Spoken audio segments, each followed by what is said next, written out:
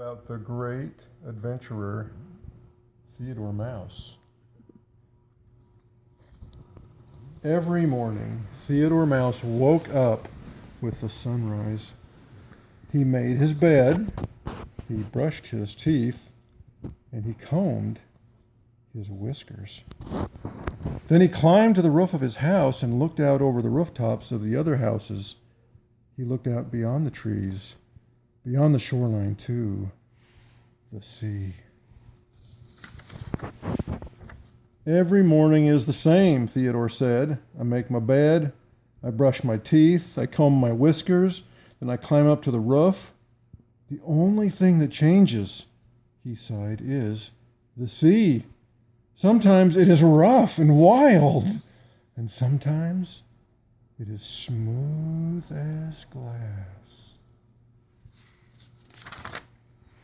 Then Theodore Mouse thought of something he had never thought of before. I will go to sea, he cried. I will sail around the world, and every morning I will wake up in a new and different place.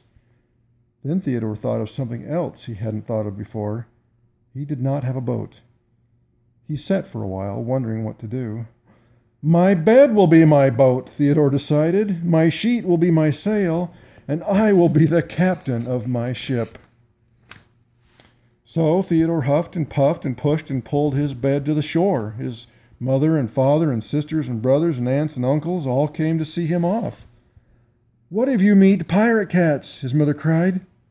I will bash them and smash them, Theodore answered. What if you meet wild water rats? His sister cried. I will bop them and bang them, Theodore replied, and off he sailed. Theodore saw many things he had never seen before. He sailed to warm, tropical lands.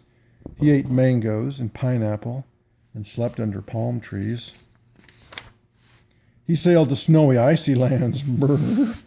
He met Eskimo mice who taught him how to cut holes in the ice and fish in the cold waters. Then one day, while Theodore was sailing, a big storm blew up. The sky turned black. The boat rocked this way and that. Theodore's stomach rocked this way and that, too. Just when he thought things could not get any worse, they did. A big ship of pirate cats sailed up on his port side, and a big ship of wild water rats sailed up on his starboard side. Poor Theodore was all alone in the middle. What was he going to do? Suddenly, he had an idea. He threw one of his pillows at the cats and the other at the rats, and feathers flew in all directions. They stuck to the wet fur of the pirate cats and the wet fur of the wild water rats, and pretty soon, they all just looked like a bunch of silly chickens. And Theodore just sailed away. The sky cleared, the sun shone, and Theodore Mouse said, I think it is time to set sail for home. Theodore's mother and father and sisters and brothers and aunts and uncles were all at the shore to meet him. They were happy to see him, and he was happy to see them.